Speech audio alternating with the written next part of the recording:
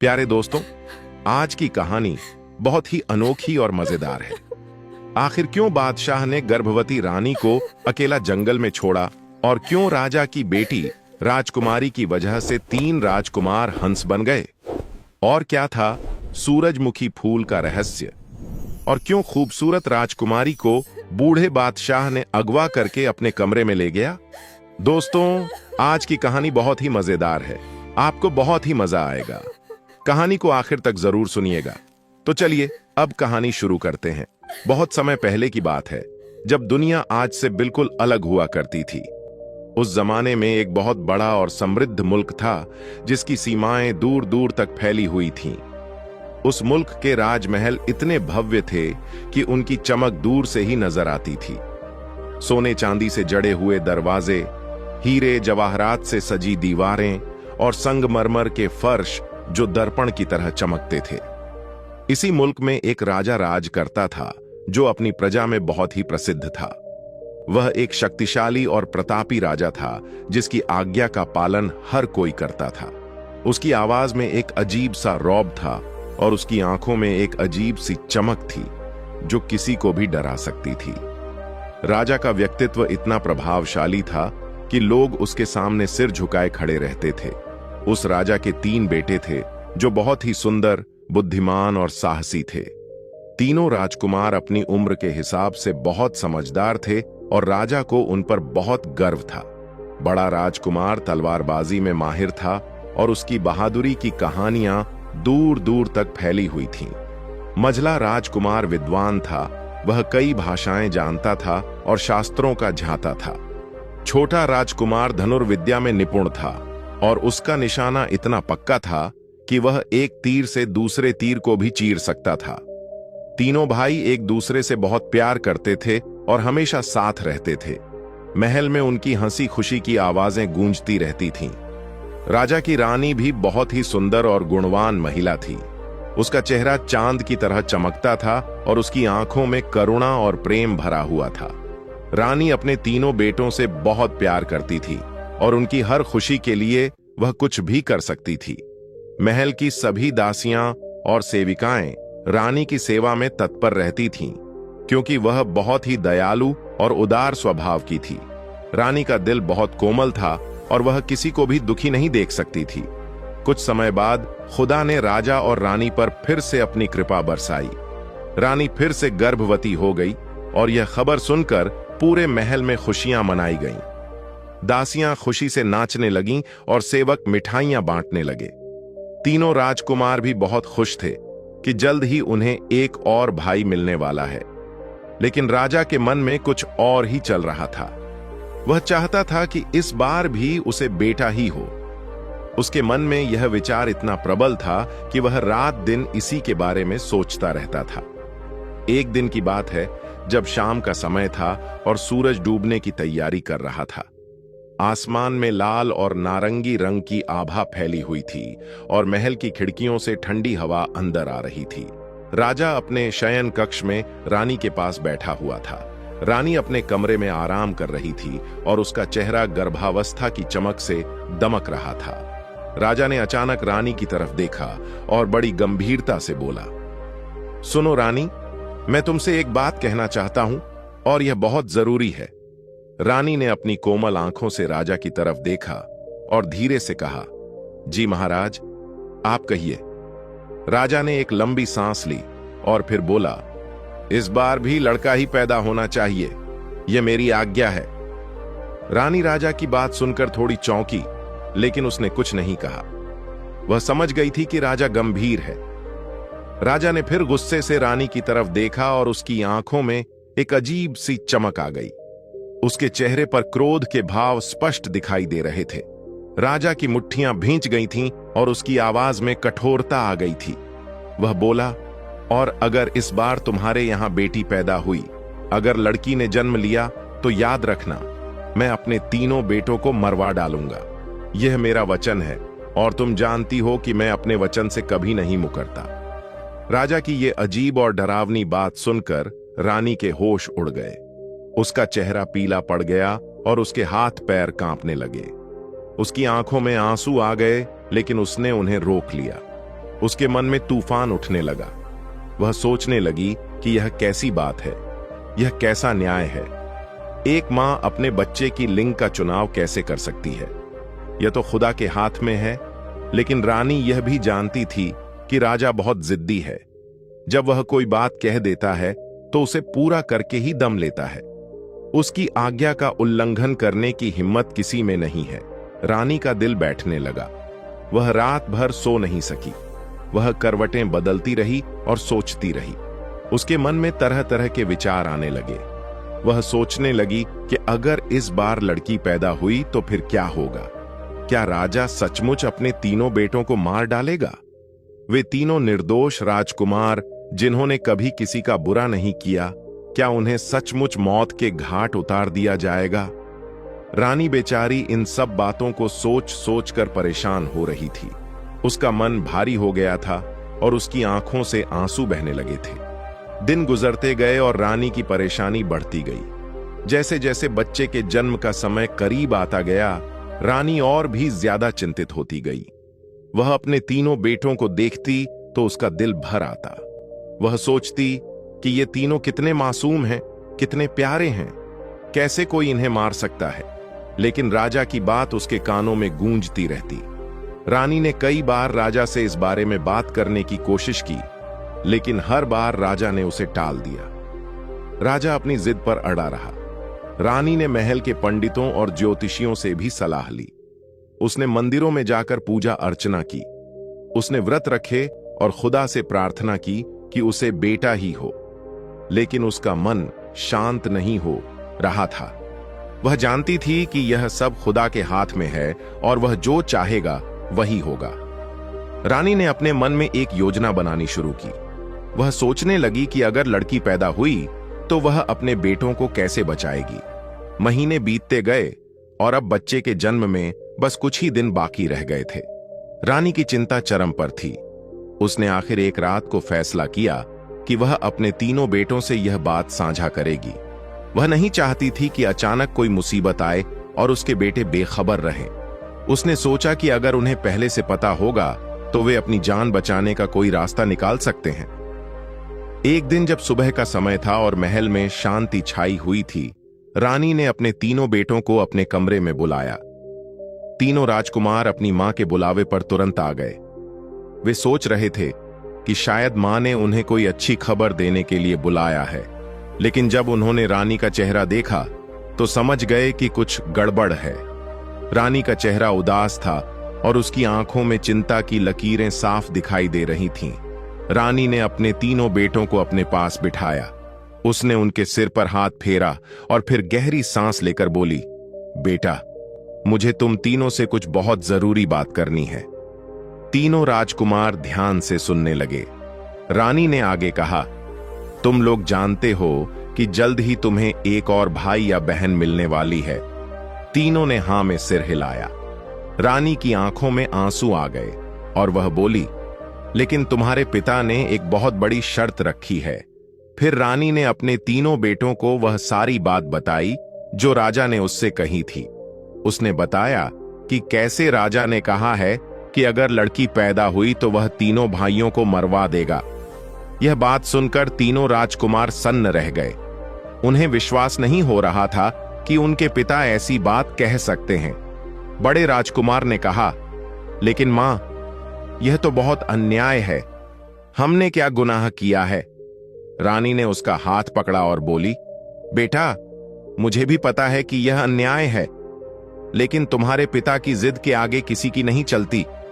मंझले राजकुमार ने पूछा, तो मां, हम क्या करें?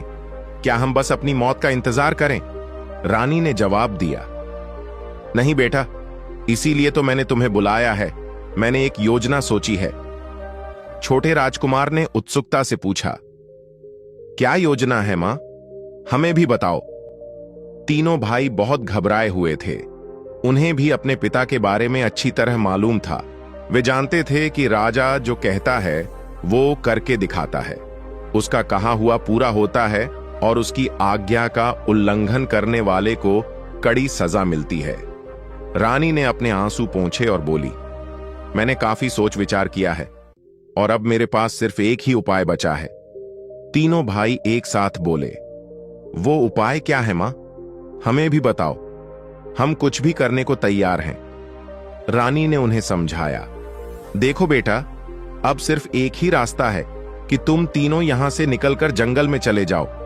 वहां किसी ऐसी जगह छिपकर बैठ जाओ जहां से हमारा महल दिखाई देता रहे। तीनों भाइयों ने एक दूसरे की तरफ देखा। उन्हें यह बात समझ में नहीं आ रही थी कि जंगल में जाने से क्या फायदा होगा। बड़े राजकुमार ने पूछा, लेकिन मां, जंगल में जाने के बाद क्या होगा? हमें कैसे पता चलेगा कि यहां क्या हुआ? रानी ने समझाया, सुनो, मैंने इसका भी इंतजाम सोच रखा है। अगर मेरे यहां लड़की पैदा हुई तो मैं महल की छत पर एक काला कपड़ा लहरा दूंगी। तुम उसे देखकर समझ जाना कि लड़की पैदा हुई है। रानी ने आगे कहा, और जब तुम काला कपड़ा देखो तो तुरंत वहां से भाग जाना। कभी भी वापस मत आना, क्योंकि तुम्हारे पिता तुम्हें ढूंढने के लिए अपने सिपाही भेजेंगे। तुम्हें जितना दूर जा सकते हो उतना दूर चले जाना। तीनों भाई अब समझ गए थे कि उनकी मां क्या कह रही है। छोटे राजकुमार ने पूछा, और अगर लड़का हुआ तो मां? रानी के चेहरे पर एक मध्यम सी मुस्कान आई और वह बोली, अगर लड़का पैदा हुआ तो मैं लाल रंग का कपड़ा लहरा दूंगी। तुम उसे देखकर समझ लेना कि तुम्हारा चौथा भाई पैदा हुआ है, और तब तुम सुरक्षित तरीके से वापस आ सकते हो। रानी का यह सुझाव तीनों बेटों को बहुत अच्छा लगा। उन्हें लगा कि यही एक रास्ता है अपनी जान बचाने का। बड़े राजकुमार ने कहा, हां मां, तुम बिल्कुल ठीक कहती हो, हमें ऐसा ही करना चाहिए। मंझले राजकुमार ने कहा, हम तुरंत तैयारी शुरू कर देते हैं। छोटा राजकुमार बोला, लेकिन मां, हमें तुम्हें छोड़कर जाने में बहुत दुख हो रहा है।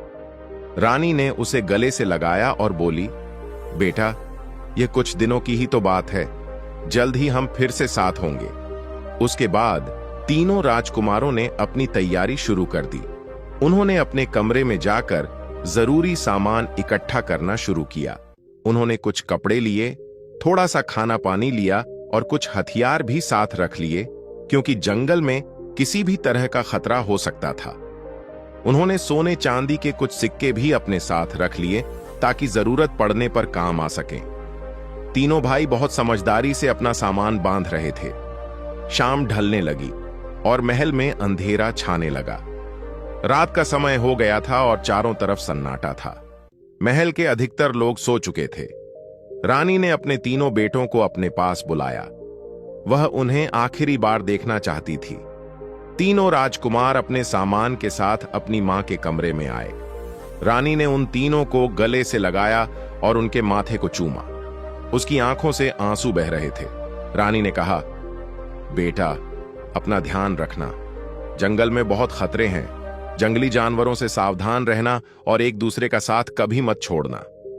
बड़े राजकुमार ने कहा, चिंता मत करो मां, हम सब ठीक रहेंगे। तुम भी अपना ख्याल रखना। मंझले राजकुमार ने कहा, हम रोज महल की तरफ देखेंगे और तुम्हारे संकेत का इंतजार करेंगे।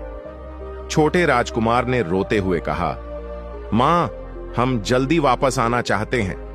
रानी ने उसके आंसू पोंछे और कहा, बस कुछ ही दिनों की बात है बेटा। फिर जब रात और गहरी हो गई और महल में पूरी तरह से सन्नाटा छा गया, तीनों राजकुमार अपनी मां से विदा लेकर चुपके से अपने कमरों से बाहर निकले। वे बहुत सावधानी से महल के गलियारों से होकर गुजरे। उन्हें किसी की नजर में नहीं आना था। महल के पहरेदार अपनी जगह पर खड़े थे, लेकिन तीनों राजकुमार इतने चालाक थे कि वे किसी को दिखे बिना ही महल से बाहर निकल गए। रात का अंधेरा बहुत घना था। आसमान में बादल छाए हुए थे और चांद भी छिपा हुआ था। तीनों राजकुमार अंधेरे का फायदा उठाकर महल के बाहर निकले और शहर की गलियों में छुपते छुपाते आगे बढ़ने लगे। उन्हें बहुत सावधानी से चलना पड़ रहा था, क्योंकि शहर में जगह जगह पहरेदार थे। लेकिन तीनों भाई बहुत होशियार थे। वे एक दूसरे का हाथ पकड़े हुए थे और चुपचाप आगे बढ़ रहे थे। धीरे धीरे वे शहर की सीमा के करीब पहुंच गए। यहां पर भी कुछ पहरेदार थे, लेकिन वे सो रहे थे। तीनों राजकुमार बिना आवाज किए उनके पास से निकल गए और फिर आखिरकार वे शहर से बाहर आ गए। अब उनके सामने एक लंबा रास्ता था जो सीधे जंगल की तरफ जाता था। तीनों भाइयों ने एक दूसरे की तरफ देखा और फिर बिना कुछ कहे आगे बढ़ने लगे। रास्ता लंबा और कठिन था। रात का अंधेरा इतना घना था कि कुछ दिखाई नहीं दे रहा था, लेकिन तीनों भाई हिम्मत नहीं हारे। वे चलते रहे और चलते रहे। उनके पैर थक गए थे, लेकिन उन्होंने रुकने की नहीं सोची। वे जानते थे कि अगर वे रुक गए तो राजा के सिपाही उन्हें पकड़ लेंगे, इसलिए वे लगातार चलते रहे।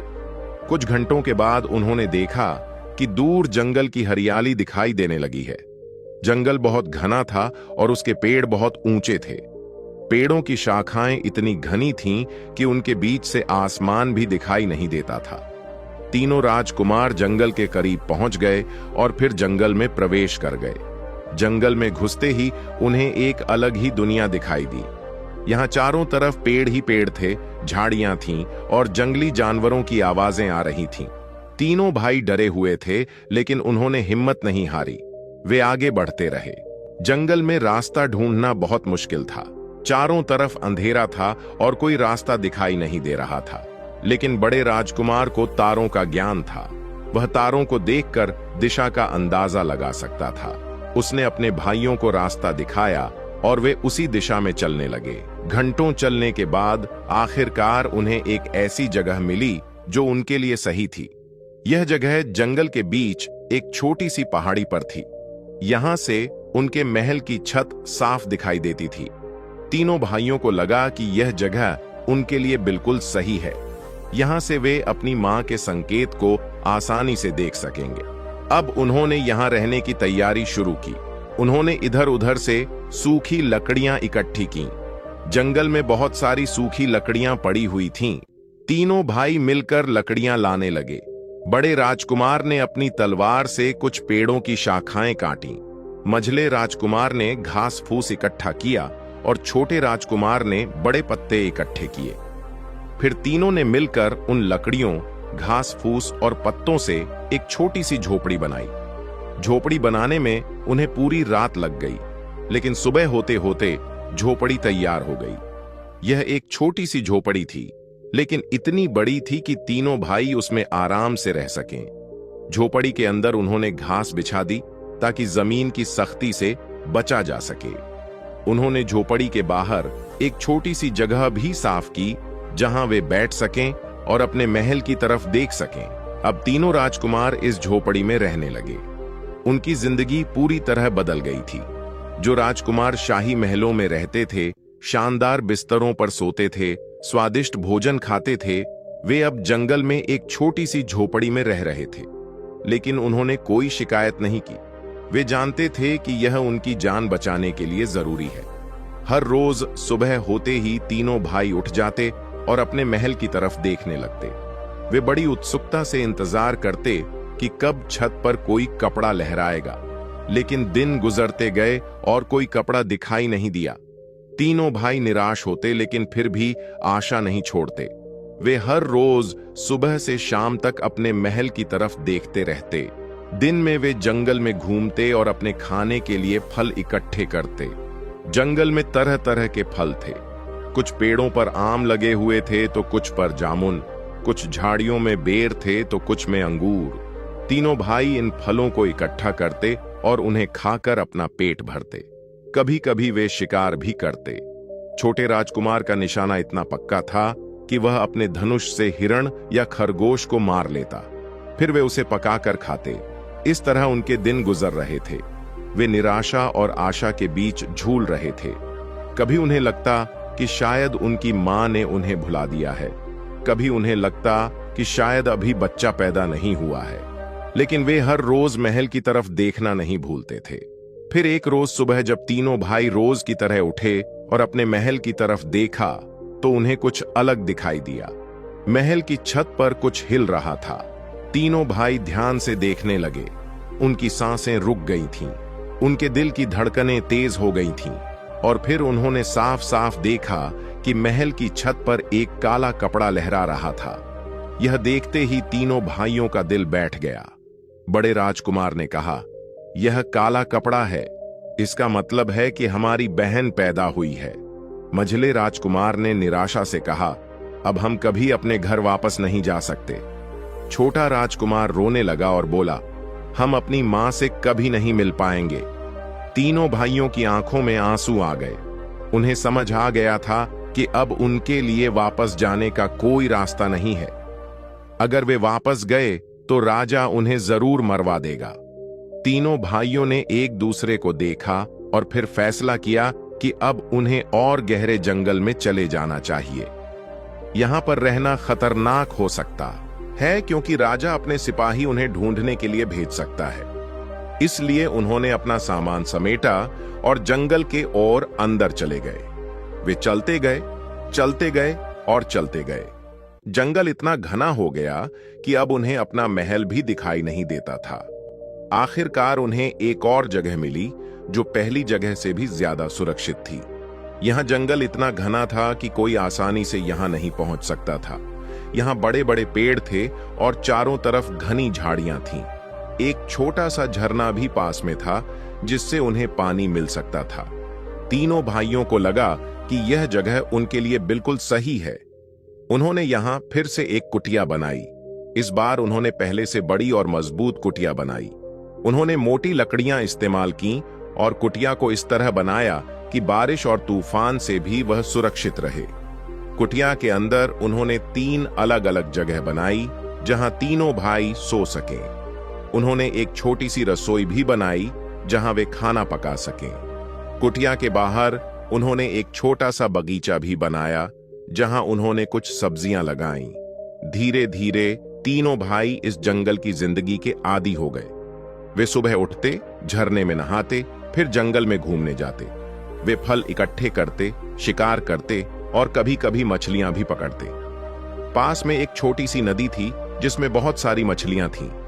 तीनों भाई मिलकर रहते और एक दूसरे का साथ देते। इस तरह महीने गुजरने लगे और फिर साल भी गुजरने लगे। तीनों राजकुमार अब पूरी तरह से जंगली जीवन जीने लगे थे। उनके कपड़े पुराने हो गए थे और उन्होंने जानवरों की खाल से नए कपड़े बनाए। उनके बाल लंबे हो गए थे और उनकी दाढ़ियां भी बढ़ गई थीं, लेकिन फिर भी वे राजकुमार ही थे। उनके चेहरे पर वह तेज अभी भी था।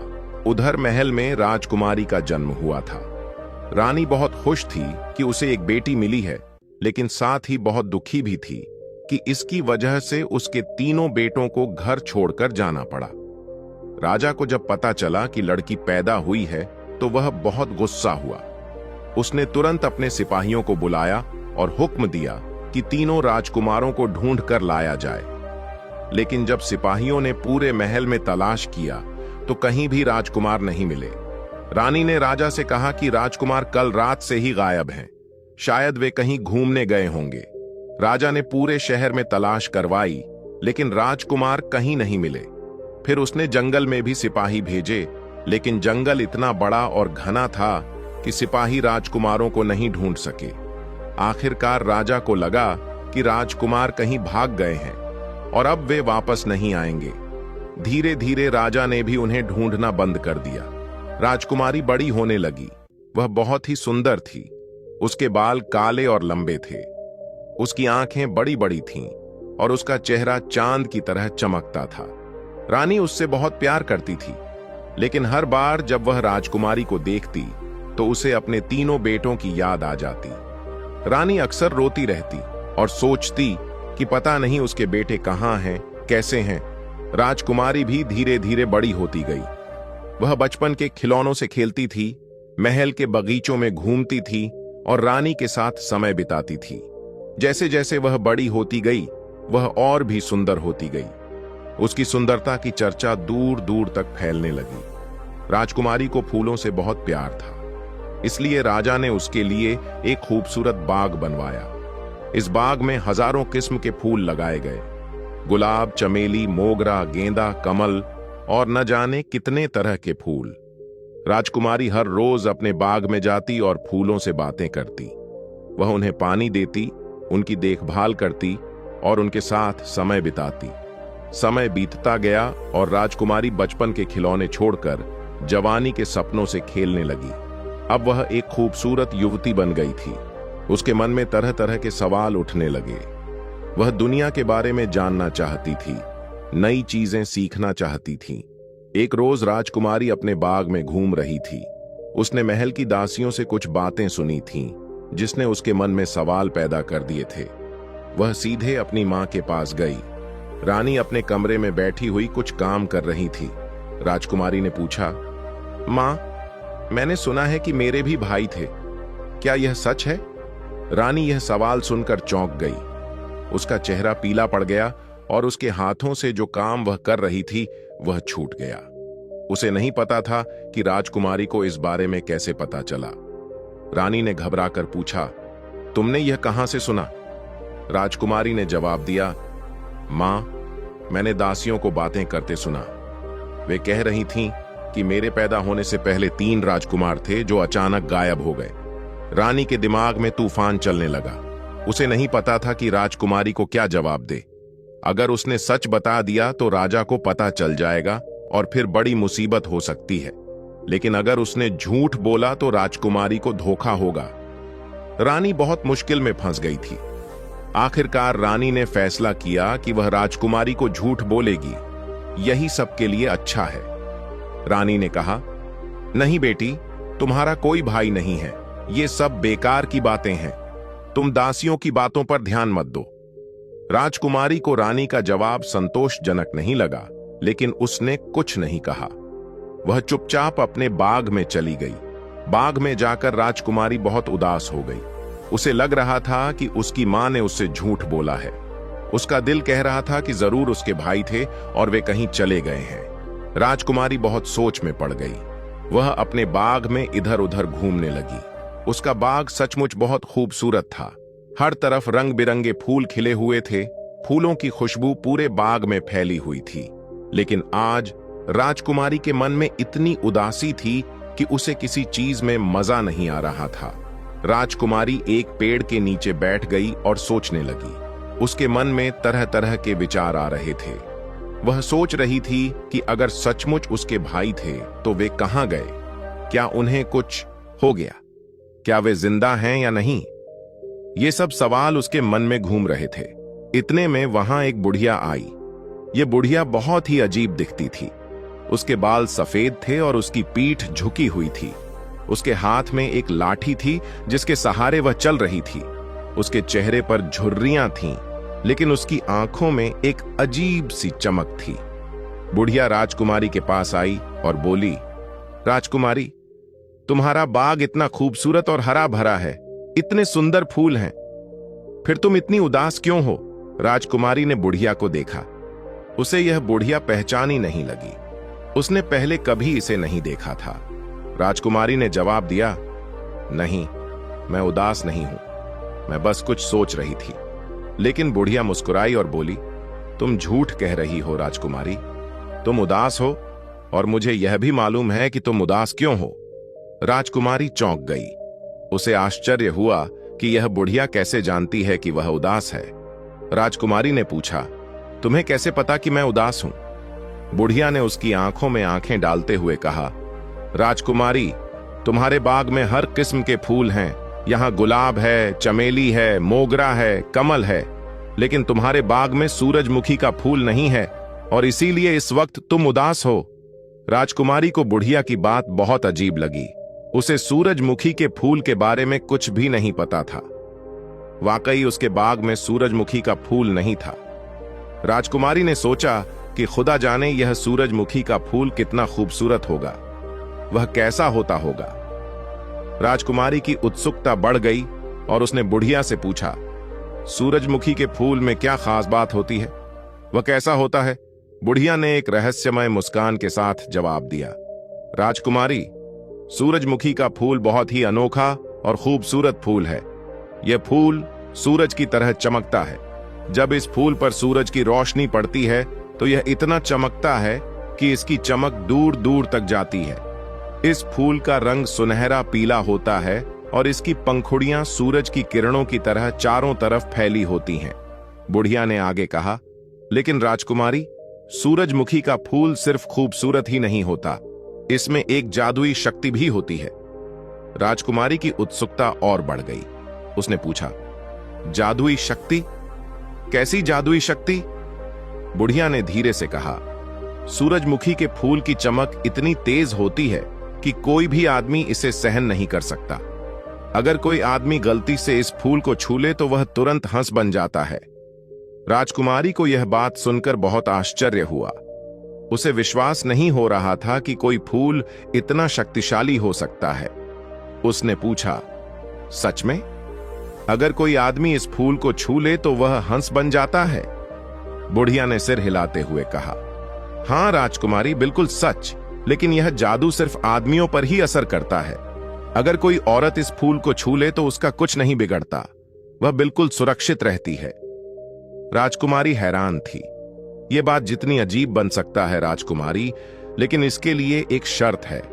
अगर उस आदमी की बहन 12 साल तक चुप का व्रत रखे, यानी 12 साल तक एक भी शब्द न बोले, तो वह आदमी फिर से इंसान के रूप में आ सकता है। बुढ़िया ने और समझाया, लेकिन राजकुमारी, यह व्रत बहुत कठिन है। इन 12 सालों में अगर बहन ने एक भी शब्द बोला, अगर उसकी जुबान से एक भी आवाज निकली, तो व्रत टूट जाएगा और उसका भाई हमेशा के लिए हंस ही बना रहेगा। वह कभी भी इंसान नहीं बन पाएगा। राजकुमारी ने यह सब बातें बड़े ध्यान से सुनी। उसे यह सब कुछ बहुत रहस्यमय लग रहा था, लेकिन उसके मन में सूरजमुखी के फूल को देखने की इच्छा बहुत तेज हो गई थी। उसने बुढ़िया से कहा, मैं अपने बाग में सूरजमुखी का फूल जरूर लगाऊंगी। मुझे बताओ यह फूल कहां से मिलेगा? मैं इसे कैसे प्राप्त कर सकती हूं?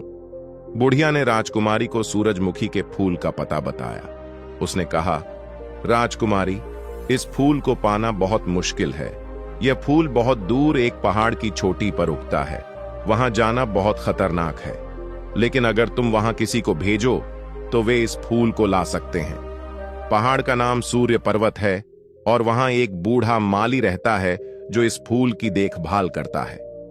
बुढ़िया ने फिर राजकुमारी की तरफ देखा और गंभीरता से कहा, लेकिन राजकुमारी, एक बात याद रखना, यह फूल बहुत शक्तिशाली है।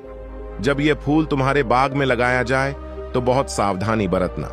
किसी भी आदमी को इसके करीब मत जाने देना, और खासकर अपने भाइयों को। अगर तुम्हारे भाई हों तो उन्हें इस फूल से दूर रखना, क्योंकि अगर उन्होंने इसे छू लिया तो वे हंस बन जाएंगे और फिर तुम्हें 12 साल तक चुप रहना पड़ेगा। बुढ़िया यह कहकर वहां से चली गई। राजकुमारी उसे जाते हुए देखती रही। बुढ़िया धीरे धीरे चलती हुई बाग से बाहर निकल गई और फिर कहीं गायब हो गई। राजकुमारी सोचने लगी कि यह बुढ़िया कौन थी। वह कैसे जानती थी कि मेरे बाग में सूरजमुखी का फूल नहीं है, और वह कैसे जानती थी कि मैं उदास हूं। लेकिन अब राजकुमारी के मन में सिर्फ एक ही ख्याल था, और वह था सूरजमुखी का फूल। वह तुरंत महल में गई और अपने सेवकों को बुलाया।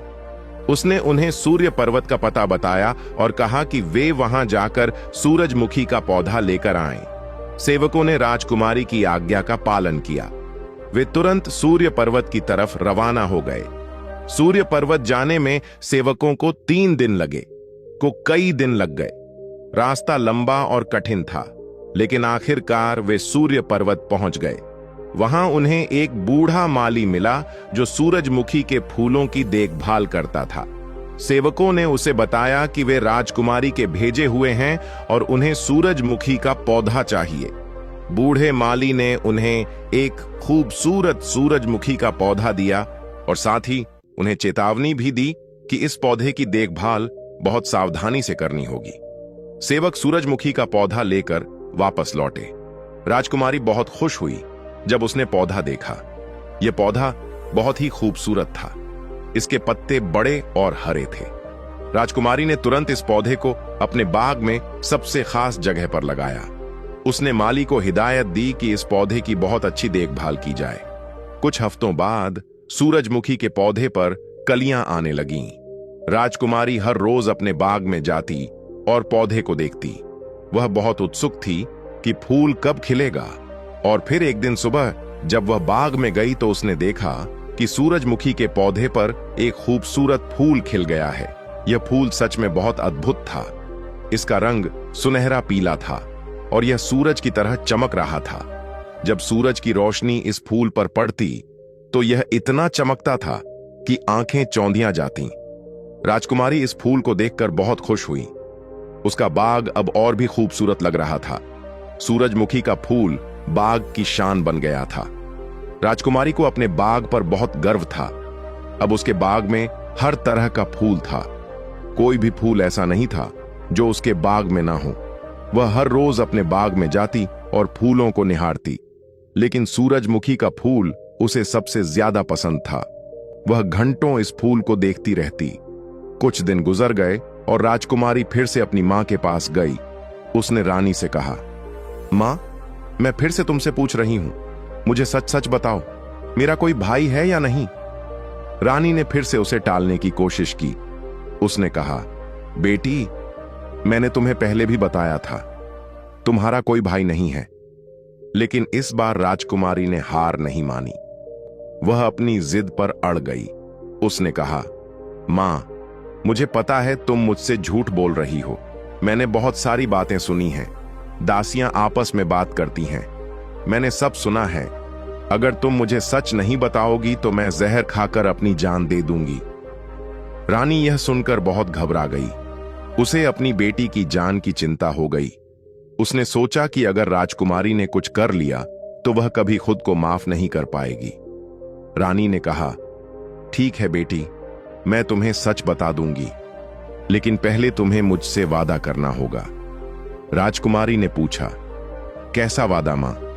रानी ने कहा, तुम्हें वादा करना होगा कि जो भी मैं तुम्हें बताऊंगी वह तुम अपने पिता को नहीं बताओगी। यह बात सिर्फ हम दोनों के बीच रहनी चाहिए। अगर तुम्हारे पिता को पता चल गया तो बहुत बड़ी मुसीबत हो जाएगी। राजकुमारी ने तुरंत वादा किया। उसने कहा, मां, मैं वादा करती हूं, मैं किसी को नहीं बताऊंगी। ये राज सिर्फ हम दोनों के बीच रहेगा। वादा लेने के बाद रानी ने राजकुमारी को पूरी कहानी सुनाई। उसने बताया कि कैसे राजा ने बेटा पैदा होने की शर्त रखी थी, कैसे उसने धमकी दी थी कि अगर लड़की पैदा हुई तो वह तीनों बेटों को मरवा देगा। रानी ने बताया कि कैसे उसने अपने तीनों बेटों को जंगल में भेज दिया था ताकि उनकी जान बच सके। रानी ने आगे बताया, जब तू पैदा हुई तो मैंने महल की छत पर काला कपड़ा लहराया था, जो तीनों भाइयों के लिए संकेत था कि लड़की पैदा हुई है। तुम्हारे भाइयों ने वह संकेत देखा और वे वहां से भाग गए। वे जंगल के और गहरे हिस्से में चले गए ताकि तुम्हारे पिता के सिपाही उन्हें ना ढूंढ सकें। रानी की आंखों से आंसू बहने लगे। उसने कहा, बेटी, अब तुम्हें सच पता चल गया है। तुम्हारे 3 भाई थे, बहुत ही अच्छे और प्यारे भाई, लेकिन तेरे पैदा होने की वजह से उन्हें घर छोड़ना पड़ा। खुदा जाने अब वे कहां हैं, कैसे हैं। मुझे नहीं पता कि वे जिंदा भी हैं या नहीं। हर रोज मैं उनके लिए प्रार्थना करती हूं कि वे सुरक्षित हों और खुश रहें। पूरी कहानी सुनकर राजकुमारी के दिल में भाइयों के लिए बहुत प्यार उमड़ आया। उसकी आंखों से भी आंसू बहने लगे। वह सोचने लगी कि उसकी वजह से उसके भाइयों को कितनी तकलीफें झेलनी पड़ी हैं। अगर वह पैदा नहीं होती तो उसके भाई आराम से महल में रहते, उन्हें जंगल में नहीं जाना पड़ता।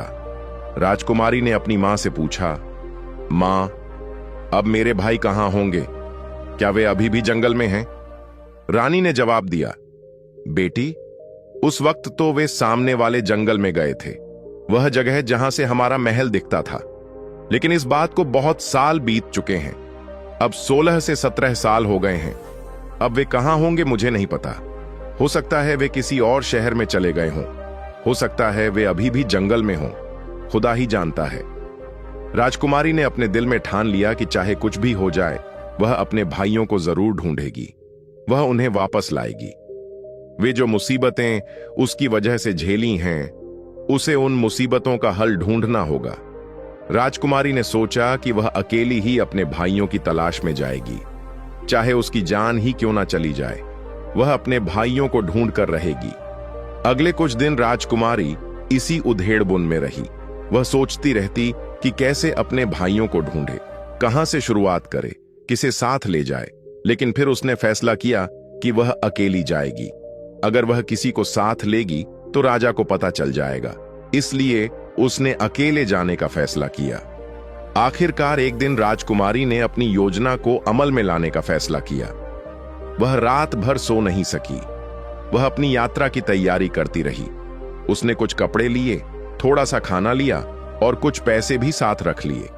उसने अपने गहने भी साथ रख लिए जो जरूरत पड़ने पर काम आ सकते थे। सुबह होने से पहले जब महल में अभी सब सो रहे थे, राजकुमारी चुपचाप उठी। उसने अपना सामान उठाया और अपने बाग में गई। वहां उसने सूरजमुखी के फूल को देखा। यह फूल इतना खूबसूरत था, राजकुमारी ने सोचा कि क्यों ना इस फूल को भी साथ ले चलूं, शायद रास्ते में काम आ जाए। उसने बहुत सावधानी से एक सूरजमुखी का फूल तोड़ा। फूल को तोड़ते वक्त उसने ध्यान रखा कि वह फूल को हाथ ना लगे। उसने अपने दुपट्टे से फूल को लपेट लिया।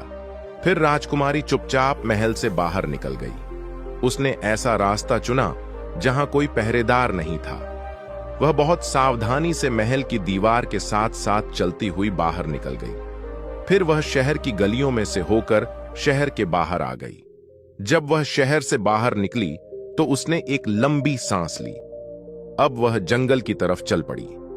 राजकुमारी ने पहले कभी इतनी लंबी यात्रा नहीं की थी। वह हमेशा महल में ही रहती थी, लेकिन आज वह अकेली एक अनजान रास्ते पर चल रही थी।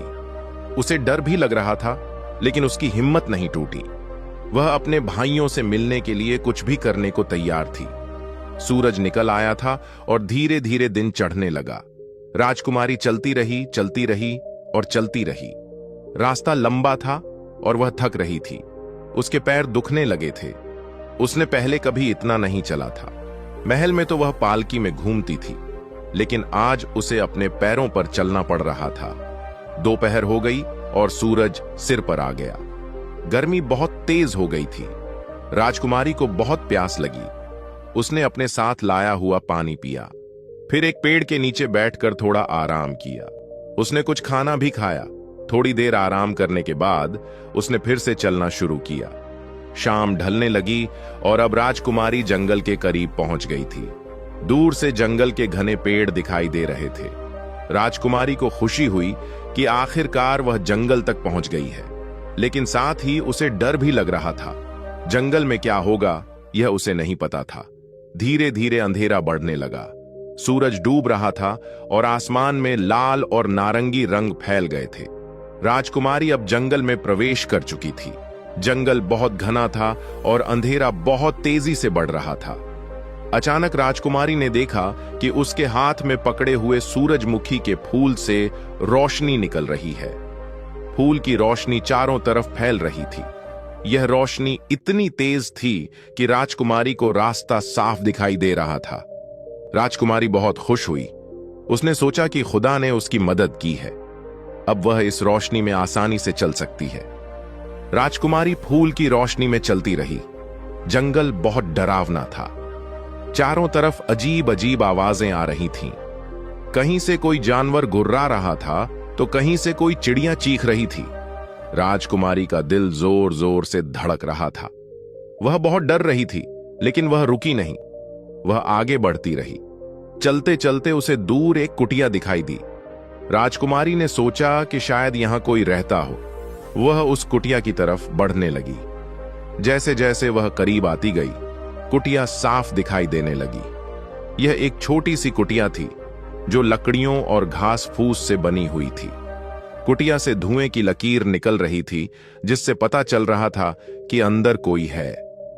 राजकुमारी ने सोचा कि क्यों ना यहीं रात गुजार ली जाए। सुबह फिर अपना सफर जारी रखूंगी। उसे बहुत थकान हो गई थी और अब आगे चलने की ताकत नहीं बची थी। वह कुटिया के करीब गई। कुटिया का दरवाजा अंदर से बंद था और दरवाजे की दरारों से रोशनी बाहर आ रही थी। राजकुमारी ने दरवाजा खटखटाया। अंदर से एक आवाज आई, कौन है? राजकुमारी ने कुछ नहीं कहा। दरवाजा खुला और एक युवा पुरुष बाहर आया। यह युवक बहुत लंबा और मजबूत था। उसके बाल लंबे थे और दाढ़ी भी बड़ी हुई थी, लेकिन उसके चेहरे पर एक अजीब सी शान थी। जब उसने दरवाजे पर एक खूबसूरत लड़की को खड़े देखा तो वह बहुत हैरान हुआ। युवक ने पूछा, तुम कौन हो? इस वक्त इस जंगल में क्या कर रही हो? यह जगह बहुत खतरनाक है। यहां जंगली जानवर हैं। राजकुमारी ने जवाब दिया, मैं एक राजकुमारी हूं। मैं अपने रास्ते से भटक गई हूं। क्या मैं यहां रात गुजार सकती हूं? युवक ने और भी आश्चर्य से पूछा, राजकुमारी, तुम एक राजकुमारी हो और इस भयानक जंगल में अकेली घूम रही हो? यह कैसे संभव है? तुम पर क्या मुसीबत आ पड़ी है? राजकुमारी ने कहा, मैं अपने भाइयों की तलाश में निकली हूं। फिर उसने वह पूरी कहानी सुनाई जो उसकी मां ने उसे बताई थी। उसने बताया कि कैसे उसके भाई जंगल में आए थे और कैसे वे यहीं कहीं रह रहे हैं। युवक ने पूरी कहानी ध्यान से सुनी। जब राजकुमारी ने अपनी कहानी खत्म की तो युवक ने कहा, राजकुमारी, मैं तुम्हारा भाई हूं। यह सुनते ही राजकुमारी की खुशी का ठिकाना नहीं रहा। उसकी आंखों में आंसू आ गए। वह आगे बढ़ने लगी, लेकिन युवक ने उसे रोकते हुए कहा, रुको राजकुमारी। युवक ने आगे कहा, मैं तुम्हारा छोटा भाई हूं, लेकिन तुम्हें एक बात बतानी है। हम तीनों भाइयों ने आपस में यह तय किया है कि जिस भी लड़की को हम देखेंगे उसे फौरन मार डालेंगे, क्योंकि हम पर यह मुसीबत एक लड़की की वजह से आई है। यह कहकर उसने अपनी तलवार उठा ली। राजकुमारी डर गई, लेकिन छोटे भाई का हाथ रुक गया। उसके मन में बहन का प्यार जाग पड़ा। दिल में खून का रिश्ता उबल पड़ा। उसने अपनी तलवार नीचे रख दी और कहा, बहन, मैं तो तुम्हें कुछ नहीं कहूंगा, लेकिन मेरे दोनों बड़े भाई जब आएंगे तो वे नहीं मानेंगे। वे तुम्हें देखते ही मार देंगे। उसने थोड़ा सोचा और फिर कहा, आओ, मैं तुम्हें कुटिया के एक कोने में छुपा देता हूं, ताकि जब मेरे भाई आएं तो वे तुम्हें देख ना सकें। फिर मैं उनसे बात करूंगा। यह कहकर छोटे राजकुमार ने राजकुमारी को कुटिया के एक कोने में ले जाकर घास फूस के नीचे छुपा दिया। फिर वह खुद यूं बैठ गया जैसे कुछ हुआ ही नहीं है। कुछ ही देर बाद दोनों बड़े भाई भी आ गए। वे शिकार करके आ रहे थे और उनके साथ खाने का सामान था। उन्होंने एक हिरण का शिकार किया था। वे कुटिया में आए और अपना सामान रखा। फिर तीनों भाई खाना बनाने लगे। जब खाना तैयार हो गया और तीनों भाई खाना खा चुके तो छोटा भाई बोला, भाई, मैं तुम दोनों का छोटा भाई हूं। मैंने आज तक तुम दोनों से कभी कोई बात नहीं कही, लेकिन आज मैं एक बात कहूंगा और तुम्हें वह बात हर हालत में माननी होगी। दोनों बड़े भाइयों ने आश्चर्य से एक दूसरे की तरफ देखा। फिर बड़े भाई ने कहा, ऐसी कौन सी बात है? बता तो सही। तू हमारा छोटा भाई है और हम तुझसे बहुत प्यार करते हैं। तेरी हर बात मानेंगे। छोटे भाई ने कहा, मगर पहले मुझे इस बात का वादा दो कि जो मैं कहूंगा वह तुम जरूर करोगे। पहले वादा करो। दोनों बड़े भाइयों ने एक दूसरे की तरफ देखा और फिर वादा किया। उन्होंने कहा, ठीक है, हम वादा करते हैं कि जो तू कहेगा वह हम जरूर करेंगे। अब बता, क्या बात है? छोटे भाई ने गहरी सांस ली और कहा, आज यहां एक लड़की आई थी। यह सुनते ही दोनों बड़े भाई गुस्से में आ गए। उन्होंने कहा, लड़की कहां है वह? हम उसे अभी मार देंगे। छोटे भाई ने उन्हें शांत रहने का इशारा किया और कहा, सुनो, पहले वह कोई साधारण लड़की नहीं है, वह हमारी सगी बहन है। यह सुनकर दोनों भाई और भी ज्यादा गुस्से में आ गए। उन्होंने कहा, बहन हो या कोई और, वह लड़की है और हम उसे जरूर मारेंगे। उसी की वजह से हम इस हालत में हैं। छोटे भाई ने उन्हें उनका वादा याद दिलाते हुए कहा, लेकिन याद रखो, तुम दोनों ने मुझसे वादा किया है। तुमने कहा था कि जो मैं कहूंगा वह तुम जरूर करोगे। वाकई दोनों भाइयों ने वादा किया था। वे चुप हो गए। उन्हें अपना वादा याद आ गया। बड़े भाई ने थोड़ी देर सोचा और फिर कहा, ठीक है, हमने वादा किया है तो हम उसे निभाएंगे, लेकिन हमें अपनी बहन से मिलना है। उसे बुलाओ। मझले भाई ने भी कहा, हां, हमारी बहन को बुलाओ। हम वादा करते हैं कि हम उसे कुछ नहीं कहेंगे। उधर घास फूस में छिपी हुई राजकुमारी ये सब बातें सुन रही थी। जब उसने सुना कि दोनों भाइयों ने उसे नहीं मारने का वादा कर लिया है तो वह बहुत खुश हुई। वह झट से घास फूस से बाहर निकली और अपने भाइयों के सामने खड़ी हो गई। तीनों भाइयों ने अपनी बहन को देखा। वह बहुत ही खूबसूरत थी। उसका चेहरा चांद की तरह चमक रहा था। उसकी आंखों में आंसू थे, लेकिन चेहरे पर मुस्कान थी। तीनों भाइयों के दिल में बहन का प्यार उमड़ आया। वे सारा गुस्सा भूल गए। उन्होंने अपनी बहन को गले से लगा लिया। चारों भाई बहन रोने लगे। इतने सालों बाद वे आखिरकार मिले थे। बड़े भाई ने कहा, बहन, तुम हमारे पास कैसे आई? तुम्हें हमारा पता कैसे चला? राजकुमारी ने उन्हें पूरी कहानी सुनाई। उसने बताया कि कैसे उसकी मां ने उसे सब कुछ बताया और कैसे वह अकेली उन्हें ढूंढने निकल पड़ी। तीनों भाई अपनी बहन की हिम्मत देखकर बहुत खुश हुए। उन्होंने उससे कहा, बहन, अब तुम हमारे पास ही रहो, हम तुम्हें वापस नहीं जाने देंगे। हम जंगल से खाने पीने का सामान ले आएंगे और तुम उसे पकाना। हम सब मिलकर यहां खुशी से रहेंगे। राजकुमारी को तो यही चाहिए था। वह अपने भाइयों के साथ रहना चाहती थी। वह बहुत खुश हो गई। उसने महल का सारा आराम भूल जाना तय किया। अब वह अपने भाइयों के साथ जंगल में रहेगी। फिर राजकुमारी को अचानक याद आया कि वह अपने साथ सूरजमुखी का फूल भी लाई है। उसने जल्दी से घास फूस में से वह फूल निकाला। फूल की रोशनी से सारी कुटिया जगमगा उठी। राजकुमारी ने खुशी से कहा, देखो भाइयों, मैं तुम्हारे लिए क्या लाई हूं। यह सूरजमुखी का फूल है। यह बहुत खूबसूरत है ना? तीनों भाइयों ने उस फूल को देखा। वाकई फूल बहुत खूबसूरत था और उसकी रोशनी बहुत तेज थी। तीनों भाई उस फूल को देखने के लिए आगे बढ़े और इससे पहले कि राजकुमारी उन्हें रोक पाती, तीनों भाइयों ने फूल को छू लिया। फूल का छूना था कि देखते ही देखते तीनों भाई हंस बन गए। पल भर में उनका इंसानी रूप गायब हो गया और उनकी जगह 3 सफेद हंस खड़े थे। तीनों हंस कुछ देर इधर उधर देखते रहे और फिर कुटिया की खिड़की से उड़कर बाहर चले गए। राजकुमारी यह सब देखकर सन्न रह गई। उसे विश्वास नहीं हो रहा था कि अभी अभी जो उसके भाई थे वे अब हंस बन गए हैं।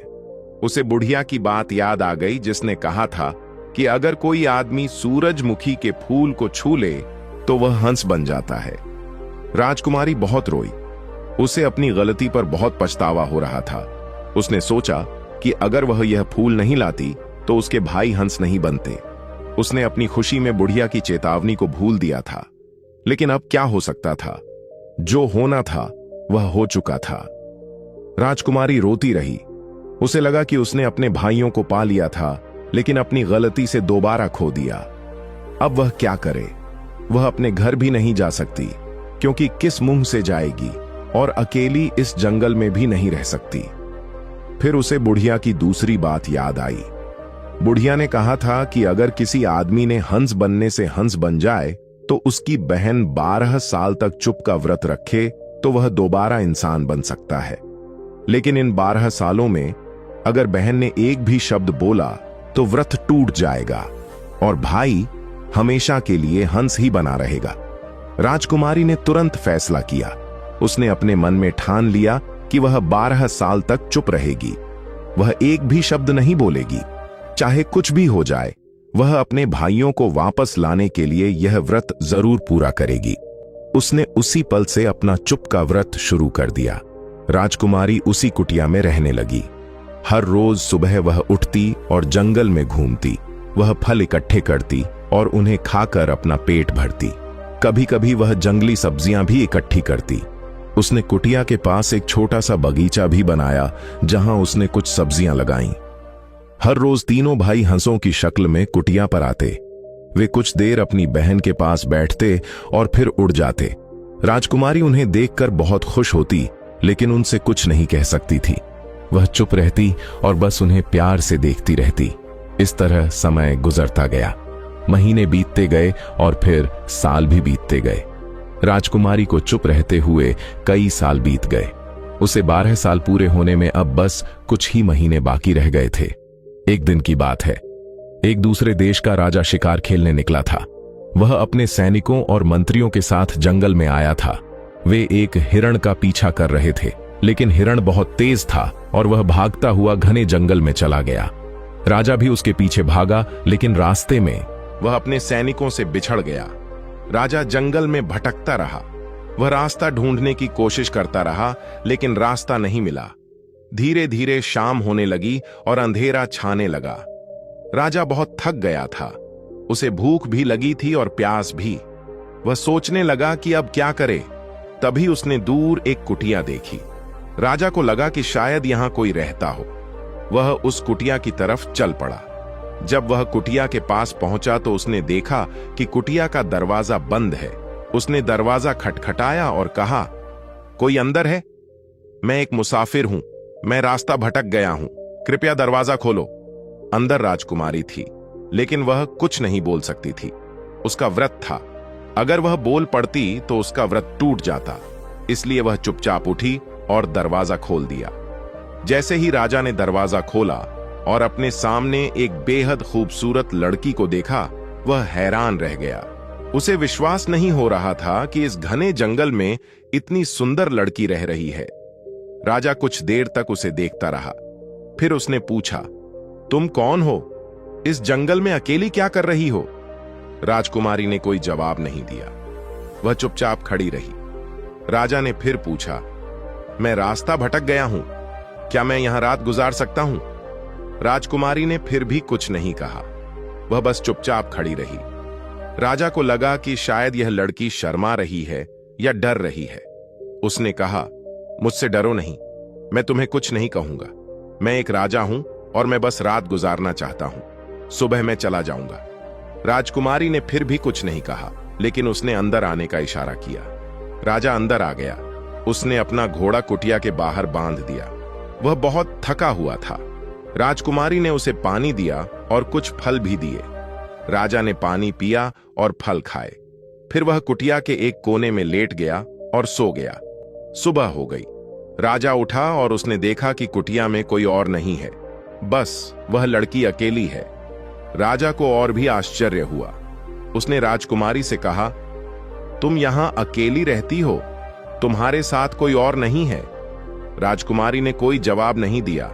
राजा ने उससे कहा, तुम मेरे साथ चलो, यहां इस जंगल में अकेली रहना खतरनाक है। मैं तुम्हें अपने साथ ले जाऊंगा, मैं तुम्हें शाही महलों में रखूंगा, तुम वहां आराम से रहोगी। लेकिन राजकुमारी ने फिर भी कुछ नहीं कहा, वह चुपचाप खड़ी रही। राजकुमारी बहुत घबराई हुई थी। अगर वह बोलती तो उसका व्रत टूट जाता और उसके भाई हमेशा के लिए हंस बने रहते। लेकिन अगर वह नहीं बोलती तो राजा उसे अपने साथ ले जाएगा। वह सोचने लगी कि क्या करे। फिर राजकुमारी ने अपने मन में सोचा कि अगर उसके भाई फिर से इंसान बन जाएं तो उसे सब कुछ मिल जाएगा, इसलिए वह चुप रही। राजा ने जब देखा कि लड़की कुछ नहीं बोल रही है तो उसने कहा, देखो, मैं एक राजा हूं, मैं तुम्हें बहुत अच्छी जिंदगी दूंगा, तुम मेरे साथ चलो। जब राजकुमारी ने फिर भी कुछ नहीं कहा तो राजा ने उसे जबरदस्ती अपने घोड़े पर बिठा लिया। राजकुमारी मजबूर थी, वह न कुछ कह सकती थी और न कुछ कर सकती थी। लेकिन उसने एक काम किया, उसने एक कपड़े में बहुत सारा सूखा धनिया ले लिया। जब राजा राजकुमारी को लेकर चलने लगा तो राजकुमारी ने चुपचाप रास्ते में जगह जगह थोड़ा थोड़ा धनिया गिरा दिया। वह यह इसलिए कर रही थी ताकि उसके भाई जब आएं तो इस निशान को देखकर उसे ढूंढ सकें। राजा को इस बात का बिल्कुल भी पता नहीं था कि राजकुमारी रास्ते में धनिया गिरा रही है। राजा अपने घोड़े पर राजकुमारी को बिठाकर आगे बढ़ता गया। वह रास्ता ढूंढता हुआ चलता रहा। कुछ घंटों बाद आखिरकार उसे रास्ता मिल गया। वह अपने शहर की तरफ चल पड़ा। रास्ते में उसे उसके सैनिक भी मिल गए जो उसे ढूंढ रहे थे। फिर सब मिलकर शहर की तरफ चल पड़े। उधर दूसरे रोज जब तीनों हंस रोज की तरह कुटिया पर आए तो उन्होंने देखा कि उनकी बहन वहां नहीं है। वे बहुत परेशान हुए। वे इधर उधर देखने लगे, लेकिन राजकुमारी कहीं नहीं मिली। तीनों हंस उसका इंतजार करते रहे। लेकिन जब शाम हो गई और राजकुमारी नहीं आई तो वे बहुत चिंतित हो गए। अगले दिन भी वे आए, लेकिन राजकुमारी नहीं थी। इस तरह कई दिन बीत गए। तीनों हंस रोज आते और राजकुमारी का इंतजार करते। वे उसे जंगल में भी ढूंढते, लेकिन वह कहीं नहीं मिलती। एक दिन जब वे उदास होकर बैठे थे तो उन्होंने देखा कि कुटिया से शुरू होकर एक रास्ता है जिसके दोनों तरफ हरा धनिया उगा हुआ है। ये देखकर एक भाई बोला, देखो, ये धनिया कैसे एक रास्ते के साथ उगा हुआ है। कहीं ऐसा तो नहीं कि हमारी बहन ने यह निशान छोड़ा हो। दूसरे भाइयों ने भी गौर से देखा। उन्हें भी लगा कि यह कोई साधारण बात नहीं है। तीनों हंस उस रास्ते के साथ उड़ने लगे। वे धनिये की कतार को फॉलो करते हुए उड़ते रहे। धनिया बहुत दूर तक जाता था। वे उड़ते रहे और आखिरकार एक शहर में पहुंच गए। शहर के बाहर एक बड़ा महल था। धनिये की कतार उस महल के सामने जाकर खत्म हो गई थी। तीनों हंसों को लगा कि उनकी बहन इसी महल में होगी। वे महल के सामने एक बड़े पेड़ पर बैठ गए और इंतजार करने लगे। उधर राजकुमारी महल में रह रही थी। राजा उससे बहुत प्यार करता था, लेकिन राजकुमारी ने एक भी शब्द नहीं बोला था। राजा बहुत कोशिश करता कि किसी तरह राजकुमारी बोले, लेकिन राजकुमारी चुप ही रहती। राजकुमारी के दिल में अपने भाइयों की बहुत याद आती। वह सोचती कि पता नहीं उसके भाई कैसे होंगे, क्या वे उसे ढूंढ रहे होंगे। एक दिन वह महल की छत पर गई। वहां से दूर दूर तक दिखाई देता था। अचानक उसने देखा कि महल के सामने वाले पेड़ पर 3 हंस बैठे हुए हैं। राजकुमारी का दिल कह रहा था कि ये उसके भाई हैं। वह बहुत खुश हुई। उसने तुरंत अपना दुपट्टा सिर से उतारा और हवा में लहराया, जैसे वह उन्हें बुला रही हो। जैसे ही हंसों ने यह देखा, वे तुरंत उड़कर महल की छत पर आ गए। राजकुमारी ने अपने भाइयों को देखा और बहुत खुश हुई। उसने उन्हें गले से लगाया। तीनों हंस भी अपनी बहन के पास बैठ गए। राजकुमारी रोने लगी, लेकिन खुशी के आंसू थे। उसके भाई उसे मिल गए थे।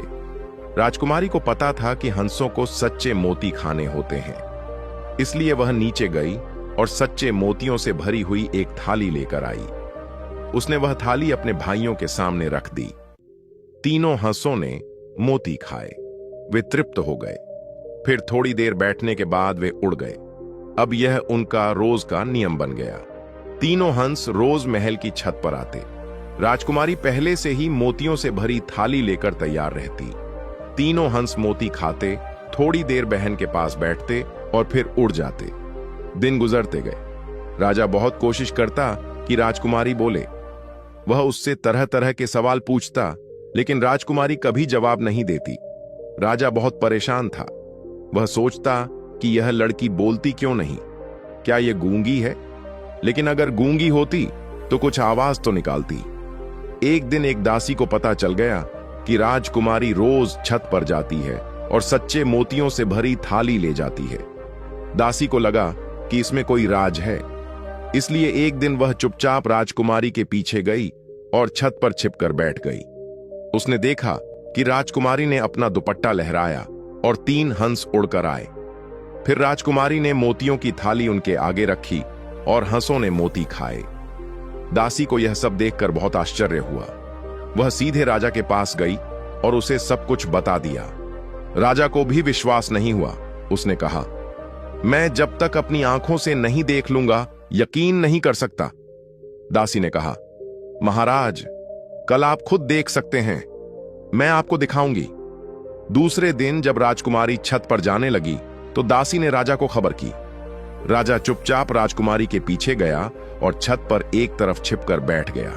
उसने देखा कि राजकुमारी ने अपना दुपट्टा लहराया और 3 हंस उड़कर आए। फिर राजकुमारी ने मोतियों की थाली रखी और हंसों ने मोती खाए। राजा यह सब देखकर बहुत हैरान हुआ। उसे समझ नहीं आया कि यह क्या माजरा है। दासी ने उससे कहा, महाराज, मुझे लगता है कि यह राजकुमारी कोई राक्षस है जिसने औरत का रूप धरा हुआ है, इसीलिए इसके इशारे पर पक्षी आ जाते हैं। राजा को भी यह बात समझ में आने लगी। उसने सोचा कि हो सकता है दासी सही कह रही हो, इसीलिए राजकुमारी बोलती नहीं है, इसीलिए वह इतनी अजीब है। राजा ने फैसला किया कि वह राजकुमारी से इस बारे में पूछेगा। लेकिन जब राजा ने राजकुमारी से पूछा तो राजकुमारी ने कोई जवाब नहीं दिया। वह चुपचाप खड़ी रही।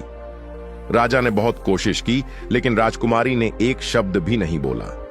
आखिरकार राजा को गुस्सा आ गया। उसने धमकी दी, अगर तुमने अभी भी जुबान नहीं खोली, अगर तुमने मुझे जवाब नहीं दिया कि यह सब क्या राज है, तो मैं तुम्हें मौत की सजा दे दूंगा, तुम्हें मरवा डालूंगा। लेकिन राजकुमारी पर इस धमकी का भी कोई असर नहीं हुआ। वह पहले की तरह चुप रही, पर कोई भाव नहीं आया। बस उसकी आंखें शांत थीं और होंठ बंद थे। राजा को और भी ज्यादा गुस्सा आया। उसने सोचा कि यह लड़की जरूर कोई राक्षस है, नहीं तो इतनी धमकियों के बाद भी कोई इंसान इतना शांत कैसे रह सकता है। राजा के मन में अब डर भी घर कर गया था। उसे लगा कि कहीं यह लड़की उसके या उसके राज्य के लिए खतरा न बन जाए। राजा ने अपने मंत्री को बुलाया। मंत्री तुरंत राजा के सामने हाजिर हुआ। राजा ने गुस्से में कहा, इस लड़की को मौत की सजा दी जाए। कल सुबह खुले मैदान में इसे एक भूखे शेर के सामने डाल दिया जाए। देखते हैं तब भी यह बोलती है या नहीं। मंत्री ने राजा की बात सुनी और थोड़ा चौंका। उसने पूछा, लेकिन महाराज, यह तो बहुत कठोर सजा है। क्या आप पक्का? राजा ने उसे बीच में ही रोकते हुए कहा, बस मैंने जो हुक्म दिया है वह पूरा किया जाए। मंत्री ने राजा की आज्ञा मान ली। उसी वक्त शहर भर में ढिंढोरा पिटवा दिया गया। ऐलान किया गया कि कल सुबह खुले मैदान में एक बड़ा तमाशा होगा। राजा के हुक्म से एक लड़की को भूखे शेर के सामने डाला जाएगा। हर शहरवासी को यह नजारा देखने के लिए आना चाहिए।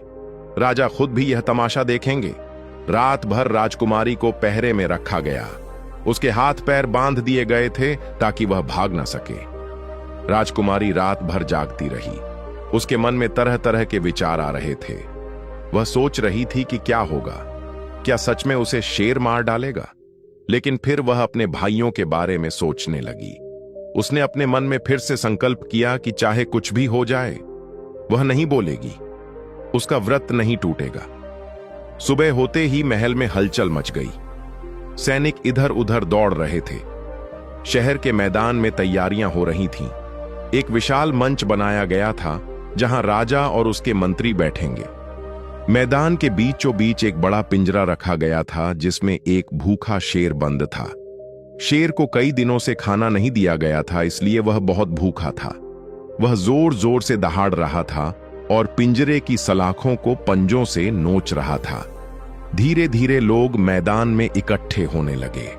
हजारों की संख्या में लोग आ गए। हर कोई उत्सुक था कि यह तमाशा क्या है। कुछ लोग डर रहे थे तो कुछ लोग उत्सुकता से भरे हुए थे। महिलाएं अपने बच्चों को संभाले हुए थीं और पुरुष अपनी जगह पर खड़े होकर इंतजार कर रहे थे। राजा अपने मंत्रियों और सैनिकों के साथ मंच पर आकर बैठ गया। उसके चेहरे पर गंभीरता थी। उसकी आंखों में क्रोध की चमक थी। उसके बगल में दासी भी बैठी थी जिसने उसे हंसों के बारे में बताया था। फिर सैनिक राजकुमारी को लेकर आए। उसके हाथ पीछे बंधे हुए थे और उसके पैरों में भी रस्सियां बंधी हुई थीं। उसे घसीटते हुए मैदान के बीच में लाया गया। जब लोगों ने उस खूबसूरत लड़की को देखा तो सबको तरस आया। लोग आपस में फुसफुसाने लगे, ये कौन है? इतनी सुंदर लड़की को शेर के सामने क्यों डाला जा रहा है? इसने क्या गुनाह किया है? राजकुमारी को पिंजरे के पास खड़ा कर दिया गया। उसकी आंखों में कोई डर नहीं था। वह शांत थी। उसने आसमान की तरफ देखा जैसे खुदा से प्रार्थना कर रही हो। फिर उसने दूर पेड़ों की तरफ देखा। वहां कहीं उसके भाई होंगे, यह सोचकर उसे थोड़ा सुकून मिला। उधर उस दिन भी तीनों हंस रोज की तरह महल के सामने वाले पेड़ पर आकर बैठ गए थे। वे अपनी बहन का इंतजार कर रहे थे। वे सोच रहे थे कि आज भी उनकी बहन छत पर आएगी और उन्हें मोती खिलाएगी। लेकिन जब बहुत देर हो गई और राजकुमारी छत पर नहीं आई तो वे परेशान हो गए। बड़े भाई ने कहा, कल भी बहन नहीं आई थी और आज भी नहीं आई, कहीं उस पर कोई मुसीबत तो नहीं आ गई? मंझले भाई ने कहा, चलो शहर में चक्कर लगाते हैं, शायद हमें कुछ पता चले। तीनों हंस पेड़ से उड़कर शहर की तरफ चले गए। जब वे शहर के ऊपर उड़ रहे थे तो उन्होंने देखा कि मैदान में बहुत भीड़ इकट्ठी है। उन्होंने नीचे देखा तो पाया कि बीच में उनकी बहन खड़ी है और उसके पास एक पिंजरे में शेर बंद है। तीनों हंस समझ गए कि उनकी बहन मुसीबत में है। छोटे भाई ने कहा, हमारी बहन को शेर के सामने डाला जा रहा है, हमें जल्दी कुछ करना होगा। बड़े भाई ने कहा, हां, लेकिन हम करें क्या? हम तो सिर्फ हंस हैं, हम शेर से कैसे लड़ेंगे? मंझले भाई ने कहा, हमें कुछ न कुछ तो करना ही होगा, हम अपनी बहन को यूं मरते नहीं देख सकते। तीनों हंस आपस में सोच विचार कर रहे थे। उधर मैदान में राजा ने अपना हाथ उठाया। यह संकेत था कि शेर का पिंजरा खोल दिया जाए। सैनिकों ने धीरे धीरे पिंजरे का दरवाजा खोलना शुरू किया। शेर अंदर से जोर जोर से दहाड़ रहा था। उसकी आंखें लाल हो रही थीं और उसके मुंह से लार टपक रही थी। जैसे ही पिंजरे का दरवाजा पूरी तरह खुला, शेर एक जोरदार दहाड़ के साथ बाहर निकला। उसने चारों तरफ देखा और फिर उसकी नजर राजकुमारी पर पड़ी। शेर धीरे धीरे राजकुमारी की तरफ बढ़ने लगा। उसकी आंखों में भूख और क्रोध दोनों दिखाई दे रहे थे। लोग डर से चीखने लगे। कुछ महिलाओं ने अपनी आंखें बंद कर लीं। उन्हें नहीं देखना था कि आगे क्या होगा। शेर ने अपनी रफ्तार बढ़ाई और राजकुमारी की तरफ झपटा। राजकुमारी ने अपनी आंखें बंद कर लीं, लेकिन ठीक उसी पल तीनों हंस बिजली की तेजी से नीचे आए और शेर पर टूट पड़े। बड़े हंस ने अपनी नुकीली चोंच से शेर की एक आंख में वार किया। मझले हंस ने दूसरी आंख पर हमला किया और छोटे हंस ने शेर की नाक पर चोंच मारी। शेर दर्द से चीखने लगा। उसकी दोनों आंखें फूट गई थीं और खून बह रहा था। अब वह कुछ देख नहीं सकता था। अंधा होकर वह इधर उधर भागने लगा। वह दहाड़ता रहा और अपने पंजों से हवा में वार करता रहा, लेकिन तीनों हंस बहुत तेज थे। वे बार बार शेर पर हमला करते और फिर उड़ जाते। मैदान में भगदड़ मच गई। लोग डर के मारे इधर उधर भागने लगे। शेर अंधे होकर लोगों की तरफ दौड़ा तो लोग और भी ज्यादा डर गए। सैनिकों ने जल्दी से शेर को फिर से पिंजरे में बंद कर दिया। राजा यह सब देखकर हैरान था। उसे विश्वास नहीं हो रहा था कि 3 हंसों ने एक भूखे शेर को हरा दिया। दासी ने राजा से कहा, देखा महाराज, मैंने कहा था ना कि यह लड़की कोई राक्षस है। ये हंस भी राक्षस हैं जो इसे बचाने आए हैं। राजा को भी अब पक्का यकीन हो गया। उसने सोचा कि यह लड़की जरूर कोई राक्षस है, इसलिए इसे खत्म करना बहुत जरूरी है। राजा के हुक्म से राजकुमारी को फिर से महल में ले जाया गया। राजा ने उससे फिर पूछा, बोलो, यह सब क्या है? तुम कौन हो? ये हंस कौन है? लेकिन राजकुमारी ने फिर भी कुछ नहीं कहा। वह चुपचाप खड़ी रही। राजा का गुस्सा 7वें आसमान पर पहुंच गया। उसने फैसला किया कि कल फिर से राजकुमारी को मौत की सजा दी जाएगी। इस बार वह एक और खतरनाक तरीका अपनाएगा। राजा ने मंत्री को बुलाया और कहा, कल एक जहरीला सांप मंगवाओ, सबसे जहरीला सांप जो मिल सके, और कल फिर से खुले मैदान में इस लड़की को उस सांप के सामने डाल दिया जाए। देखते हैं कल उसे कौन बचाता है। मंत्री ने राजा की आज्ञा मानी। उसने तुरंत शहर के सबसे अच्छे सपेरों को बुलवाया और उनसे सबसे जहरीला सांप मंगवाने के लिए कहा। रात भर सपेरे जंगल में गए और एक बहुत ही जहरीला नाग ढूंढ कर लाए। यह नाग इतना जहरीला था कि इसके काटने से कुछ ही मिनटों में इंसान की मौत हो जाती थी। नाग को एक बड़ी टोकरी में बंद करके रखा गया। दूसरे दिन फिर से शहर में ऐलान करवा दिया गया। लोगों को बताया गया कि आज फिर से एक बड़ा तमाशा होगा। लोग फिर से मैदान में इकट्ठे होने लगे। इस बार पहले से भी ज्यादा भीड़ थी। कल जो लोग नहीं आ पाए थे वे आज जरूर आना चाहते थे। मैदान में फिर से वही तैयारियां की गईं। राजा अपने मंच पर आकर बैठ गया। उसके साथ मंत्री और दासी भी थे। फिर सैनिक राजकुमारी को लेकर आए। उसे एक खंभे से बांध दिया गया। उसके हाथ और पैर दोनों बंधे हुए थे। खंभे के पास ही वह टोकरी रखी हुई थी जिसमें जहरीला नाग था। राजकुमारी शांत थी। उसके चेहरे पर कोई डर नहीं था। वह अपने मन में खुदा का नाम ले रही थी और अपने भाइयों के बारे में सोच रही थी। उसे विश्वास था कि खुदा उसकी मदद करेंगे। उधर तीनों हंस फिर से उसी पेड़ पर आकर बैठे थे। आज भी जब राजकुमारी छत पर नहीं आई तो वे शहर का चक्कर लगाने निकल गए। जब उन्होंने देखा कि फिर से मैदान में भीड़ इकट्ठी है और उनकी बहन एक खंभे से बंधी हुई है, तो वे समझ गए कि आज फिर बहन मुसीबत में है। तीनों हंस मैदान के ऊपर मंडराने लगे। वे देख रहे थे कि नीचे क्या हो रहा है। राजा ने अपना हाथ उठाया। यह संकेत था कि टोकरी खोल दी जाए। सैनिक ने धीरे से टोकरी का ढक्कन हटाया। टोकरी से एक विशाल नाग बाहर निकला। उसका फन फैला हुआ था और उसकी जीभ बाहर निकल रही थी। नाग ने अपना सिर ऊंचा उठाया और चारों तरफ देखा। फिर उसकी नजर राजकुमारी पर पड़ी। नाग धीरे धीरे राजकुमारी की तरफ बढ़ने लगा। उसकी चाल बहुत डरावनी थी। लोग डर से कांप रहे थे। नाग राजकुमारी के बिल्कुल करीब पहुंच गया। उसने अपना फन और भी ज्यादा फैला लिया। वह हमला करने की तैयारी कर रहा था। राजकुमारी ने अपनी आंखें बंद कर लीं, लेकिन ठीक उसी पल तीनों हंस तेजी से नीचे आए।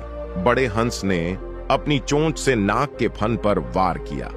मझले हंस ने नाग की पूंछ पर हमला किया। छोटे हंस ने नाग के सिर पर चोंच मारी। तीनों हंस इतनी तेजी से हमला कर रहे थे कि नाग को समझ नहीं आ रहा था कि क्या हो रहा है। नाग इधर उधर छटपटाने लगा। उसकी पूंछ कट गई थी और फन छिल गया था। सिर से खून बह रहा था। तीनों हंस लगातार हमला करते रहे। आखिरकार नाग तड़प तड़प कर वहीं मर गया। उसका शरीर खून से लथपथ हो गया था। लोग यह देखकर फिर से हैरान हो गए। राजा को और भी ज्यादा गुस्सा आया। दासी ने उससे कहा, महाराज, मैंने पहले ही कहा था कि यह लड़की और ये हंस राक्षस हैं। इन्हें मारना बहुत जरूरी है। राजा ने फैसला किया कि अब वह ऐसा तरीका अपनाएगा जिससे इन हंसों के बचाने की कोशिश भी बेकार हो जाएगी। उसने राजकुमारी को फिर से महल में भेज दिया। फिर वह रात भर सोचता रहा कि अब क्या करे। आखिरकार उसके दिमाग में एक योजना आई। उसने सोचा कि अगर एक लोहे का खंभा आग में गर्म किया जाए और फिर राजकुमारी को उस गर्म खंभे से बांध दिया जाए तो वह खुद ब खुद जलकर मर जाएगी और हंस भी उसे नहीं बचा पाएंगे क्योंकि खंभा बहुत गर्म होगा। राजा ने मंत्री को बुलाया और अपनी योजना बताई। मंत्री ने कहा, बहुत अच्छी योजना है महाराज, इस बार यह लड़की जरूर मर जाएगी। राजा ने हुक्म दिया कि एक मोटा लोहे का खंभा बनवाया जाए और उसे आग में तब तक गर्म किया जाए जब तक वह लाल न हो जाए। फिर उस खंभे के साथ राजकुमारी को बांध दिया जाए। रात भर लुहार लोहे का खंभा तैयार करते रहे। सुबह होते होते खंभा तैयार हो गया। फिर उसे आग में डाल दिया गया। घंटों तक खंभे को आग में रखा गया। खंभा धीरे धीरे गर्म होने लगा और फिर लाल हो गया। उससे इतनी गर्मी निकल रही थी कि पास जाना भी मुश्किल था। तीसरे दिन फिर से शहर में ऐलान करवा दिया गया। लोगों को बताया गया कि आज फिर से एक तमाशा होगा। इस बार लोग सोच रहे थे कि आज क्या होगा। कल सांप से नहीं मरी तो आज कैसे मरेगी। लोग फिर से मैदान में इकट्ठे होने लगे। इस बार की भीड़ सबसे ज्यादा थी। हर कोई देखना चाहता था कि आखिर यह लड़की है कौन जो बार बार मौत से बच जाती है। मैदान में गर्म लोहे का खंभा लाया गया। खंभा इतना गर्म था कि उसके पास से गर्म हवा निकल रही थी। लोग दूर से ही उसकी गर्मी महसूस कर सकते थे। राजा अपने मंच पर आकर बैठ गया। उसके चेहरे पर एक क्रूर मुस्कान थी। उसे विश्वास था कि आज राजकुमारी जरूर मर जाएगी। सैनिक राजकुमारी को लेकर आए। उसे मैदान के बीच में लाया गया। राजकुमारी को देखकर लोगों को फिर से तरस आया। कुछ लोगों ने सोचा कि इतनी सुंदर लड़की को इतनी भयानक मौत देना सही नहीं है, लेकिन कोई कुछ नहीं बोल सकता था। राजा का हुक्म सबसे ऊपर था। उधर तीनों हंस फिर से आ गए थे।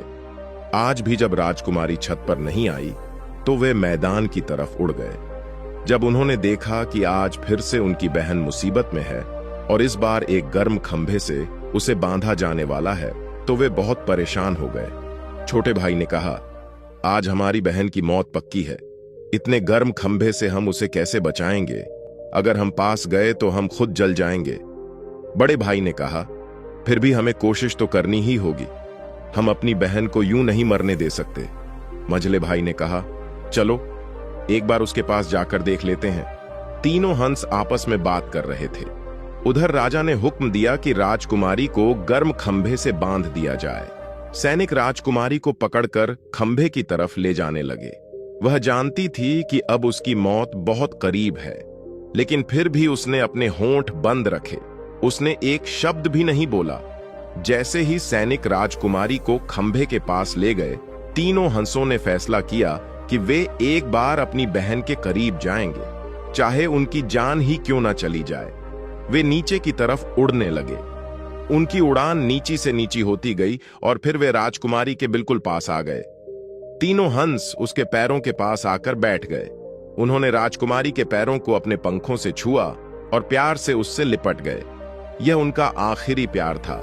वे जानते थे कि अब वे अपनी बहन को बचा नहीं सकते, लेकिन कम से कम उसके पास तो रह सकते हैं और ठीक उसी पल एक चमत्कार हुआ। खुदा की लीला देखिए कि ठीक उसी वक्त राजकुमारी को चुप व्रत रखे हुए पूरे 12 साल हो गए थे। उसने सूरजमुखी के फूल को छूकर हंस बने अपने भाइयों को वापस इंसान के रूप में लाने की शर्त पूरी कर दी थी। जैसे ही तीनों हंस राजकुमारी के पैरों से लिपटे, राजकुमारी के मुंह से अचानक एक हंसी निकल गई। वह खिलखिलाकर हंस पड़ी। हा हा हा हा हा। उसकी हंसी की आवाज पूरे मैदान में गूंज गई। लोग हैरान होकर देखने लगे। इतने दिनों से जो लड़की एक शब्द नहीं बोली थी, वह अचानक हंस रही है। और उसके साथ ही एक और चमत्कार हुआ। लोगों ने देखा कि राजकुमारी के पैरों के पास जो 3 हंस थे, वे अचानक गायब हो गए और उनकी जगह 3 सुंदर नौजवान खड़े थे। तीनों के चेहरे पर मुस्कान थी। उनके चारों तरफ सूरजमुखी के फूल बिखरे हुए थे जो अचानक कहीं से प्रकट हो गए थे। सैनिक यह देखकर इतने घबरा गए कि उन्होंने राजकुमारी को वहीं छोड़ दिया और भाग खड़े हुए। पूरे मैदान में सन्नाटा छा गया। कोई कुछ समझ नहीं पा रहा था कि यह सब क्या हो रहा है। राजा अपनी जगह से उठकर खड़ा हो गया। उसकी आंखें फटी की फटी रह गईं। मंत्री और दासी भी हैरान थे। तीनों राजकुमार ने जल्दी से अपनी बहन के बंधन खोल दिए। उन्होंने राजकुमारी को गले से लगाया। चारों भाई बहन खुशी से रो रहे थे। इतने सालों बाद आखिरकार वे फिर से साथ थे, और इस बार असली रूप में। फिर तीनों राजकुमार अपनी बहन को साथ लेकर राजा के पास गए। उन्होंने राजा को प्रणाम किया। राजा अभी भी हैरान था। उसने पूछा, यह सब क्या है? यह कैसे हो गया? तुम लोग कौन हो? बड़े राजकुमार ने आगे बढ़कर कहा, महाराज, हम तीनों एक दूसरे देश के राजकुमार हैं और यह हमारी बहन है।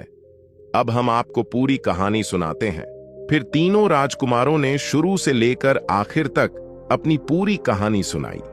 उन्होंने बताया कि कैसे उनके पिता ने बेटा पैदा होने की शर्त रखी थी, कैसे उनकी मां ने उन्हें जान बचाने के लिए जंगल भेज दिया था, कैसे उनकी बहन उन्हें ढूंढती हुई जंगल में आई थी, कैसे सूरजमुखी के फूल को छूने से वे तीनों हंस बन गए थे, और कैसे उनकी बहन ने उन्हें वापस लाने के लिए 12 साल का चुप व्रत रखा था। बड़े राजकुमार ने कहा, महाराज, आज इस वक्त हमारी बहन का चुप व्रत पूरा हुआ। ठीक 12 साल हो गए थे, इसलिए वह बोल पड़ी और हम सब एक बार फिर इंसान के रूप में आपके सामने खड़े हैं। हमारी बहन ने अपने भाइयों के लिए 12 साल तक एक शब्द नहीं बोला। यह उसका त्याग और प्यार था जिसने हमें वापस लाया। राजा ने पूरी कहानी सुनी। उसे अब सब कुछ समझ आ गया। उसे पता चल गया कि राजकुमारी बात क्यों नहीं करती थी, वह रोज हंसों को मोती क्यों खिलाती थी। राजा को अपनी गलती का एहसास हुआ। उसे बहुत पछतावा हुआ कि उसने इतनी महान लड़की को मारने की कोशिश की। राजा तुरंत अपने सिंहासन से उतरा और राजकुमारी के पास आया। उसने राजकुमारी के पैर छुए और कहा, राजकुमारी, मुझे माफ कर दो। मैंने अपनी मूर्खता में तुम्हें मारने की कोशिश की। मुझे नहीं पता था कि तुम इतनी महान हो। तुमने अपने भाइयों के लिए 12 साल तक चुप रहने का व्रत रखा। यह तुम्हारा त्याग अतुलनीय है। राजकुमारी ने मुस्कुराते हुए कहा, महाराज, मैं आपको माफ करती हूं। आप नहीं जानते थे। मैं खुश हूं कि अब सब कुछ ठीक हो गया है और मेरे भाई वापस आ गए हैं। यह पहली बार था जब राजा ने राजकुमारी को बोलते सुना। उसकी आवाज बहुत मधुर थी। राजा बहुत खुश हुआ। उसने कहा, राजकुमारी, तुम जैसी महान लड़की को मैं अपनी रानी बनाना चाहता हूं। क्या तुम मुझसे शादी करोगी? राजकुमारी ने अपने भाइयों की तरफ देखा। तीनों भाइयों ने मुस्कुराते हुए हां में सिर हिलाया। फिर राजकुमारी ने कहा, जी महाराज, मैं तैयार हूं। पूरे मैदान में खुशी की लहर दौड़ गई। लोग ताली बजाने लगे और खुशी से नाचने लगे। यह एक अद्भुत कहानी थी जो उन्होंने आज अपनी आंखों से देखी थी। राजा ने तुरंत शादी की तैयारियां शुरू करवा दी। कुछ ही दिनों में राजा और राजकुमारी की शादी हो गई। शादी बहुत धूमधाम से हुई। पूरे शहर को सजाया गया। तीनों राजकुमारों को शाही सम्मान के साथ दरबार में जगह दी गई। उन्हें महल में ठहराया गया। राजा ने अपने दूत भेजकर राजकुमारों के माता पिता को भी खबर भिजवाई। उसने बताया कि तीनों राजकुमार और राजकुमारी जिंदा हैं और सुरक्षित हैं। जब रानी को यह खबर मिली तो वह खुशी से रो पड़ी। उसने खुदा का शुक्रिया अदा किया। उसके बच्चे आखिरकार सुरक्षित थे। कुछ दिनों बाद रानी भी अपने बच्चों से मिलने आई। जब उसने अपने तीनों बेटों और बेटी को देखा तो उसकी खुशी का ठिकाना नहीं रहा। मां और बच्चों का मिलना बहुत भावुक था। सब रो रहे थे और एक दूसरे को गले लगा रहे थे। इस तरह कहानी का अंत खुशी से हुआ। राजकुमारी अपनी रानी बन गई। तीनों राजकुमार भी खुश थे। वे अपनी बहन के साथ रहते थे और राजा की मदद करते थे। राजा राजकुमारी से बहुत प्यार करता था। उसने कभी राजकुमारी को दुखी नहीं किया। कहते हैं कि उस दिन के बाद से लोग हंसों से बहुत प्यार करने लगे। वे उन्हें सच्चे मोती खिलाते हैं, क्योंकि किसी को पता नहीं कि कौन सा हंस किसी राजकुमार का रूप हो, और हो सकता है कि उसकी बहन ने उसे वापस लाने के लिए 12 साल का व्रत रखा हो। यह कहानी हमें सिखाती है कि भाई बहन का प्यार कितना पवित्र और महान होता है। राजकुमारी ने अपने भाइयों के लिए 12 साल तक चुप रहने का व्रत रखा। उसने हर मुसीबत का सामना किया, लेकिन अपना व्रत नहीं तोड़ा, और अंत में उसका त्याग रंग लाया। उसके भाई फिर से इंसान बन गए। यह कहानी बताती है कि अगर इरादे नेक हों और दिल में सच्चा प्यार हो तो खुदा जरूर मदद करते हैं। और इस तरह राजकुमारी, तीनों राजकुमार और राजा सब खुशी खुशी रहने लगे। उनकी कहानी दूर दूर तक फैल गई और लोग इसे सुनकर बहुत प्रेरित होते थे। दोस्तों, अगर कहानी थोड़ी भी अच्छी लगी हो तो एक लाइक जरूर कर दीजिएगा, क्योंकि लाइक करने से हमें बहुत खुशी मिलती है। आपके एक लाइक से हमें यह लगता है कि हमारी मेहनत आपको पसंद आई है। और हाँ, लाइक करने से YouTube इस वीडियो को और भी लोगों तक पहुंचाता है। और हाँ, आप हमारी वीडियो कहां से देख रहे हैं, हमें कमेंट में अपना देश, शहर और अपना नाम और अपने प्यारे गांव का नाम लिखकर जरूर बताइए, ताकि हमें यह पता चल सके कि हमारे वीडियो को कौन कहां से देख रहा है। हमें यह देखकर बहुत खुशी होती है कि हमारी वीडियो को हिंदू, मुस्लिम, सिख, ईसाई, हर धर्म के लोग देखना पसंद करते हैं। इसी तरह से हमारा हौसला बढ़ाते रहिएगा। आप सभी के प्यार और सपोर्ट का बेहद शुक्रिया। और हाँ दोस्तों, हमने मोबाइल की स्क्रीन पर 4 और वीडियो लगाए हैं जो बहुत ही अच्छी वीडियो हैं। अगर अभी आपके पास टाइम है तो इन वीडियो में से कुछ जरूर देखिएगा। आप सभी के प्यार भरे कमेंट्स का दिल से शुक्रिया। मिलते हैं एक और अगली कहानी में। तब तक के लिए अपने और अपनों का ख्याल रखिएगा। अल्लाह हाफिज।